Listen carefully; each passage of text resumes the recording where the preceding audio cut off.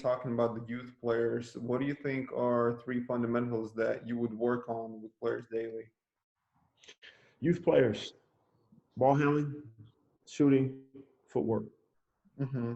Those are the three most important things I would incorporate with youth players because I think and when I'm talking about youth as they get into their later teenage years, it's always harder to come back and teach someone how to handle the ball later in life.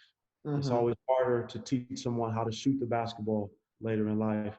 And I think for me, every piece of my training program, no matter what athlete I'm working with, it's always about footwork and balance. So Mm-hmm. every workout that I do, Bass, you've had the opportunity to be in the gym with me and Mm-hmm. see how I train.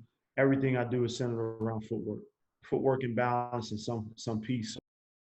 But the hopping over, landing, changing direction, coming into your shot, that kind of replicates a lot of game movement. Sometimes he's changing direction, sometimes he's popping back, sometimes he's floating down the floor. So we just try to give him some opportunities to replicate certain movements that he might do in a game. Young athletes, again, I like to teach them how to handle the basketball. I like to teach them to shoot, and I like to teach them footwork because the footwork piece will allow them to do whatever we want them to do, whether it be pick and rolls, finishing, jump shots, shooting on the move. The footwork piece is so important to help young athletes understand what it means to use good footwork, what it means to play on balance.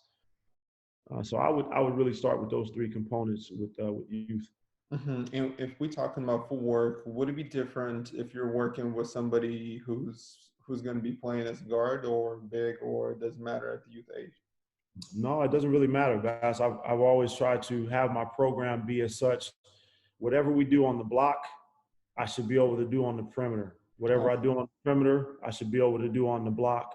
So the footwork application, that there have a lot of similarities, right? You're teaching reverse pivots, front turns, inside pivots, outside pivots. Every coach has different terminology, right? Mm-hmm. But the whole premise is all the footwork that I use on the post, I should be able to use that same footwork on the perimeter and vice versa. It doesn't really matter what position you play. The footwork of basketball is pretty universal in the sense that you can take footwork from this part of the court and put it to another part of the court, and it should still apply.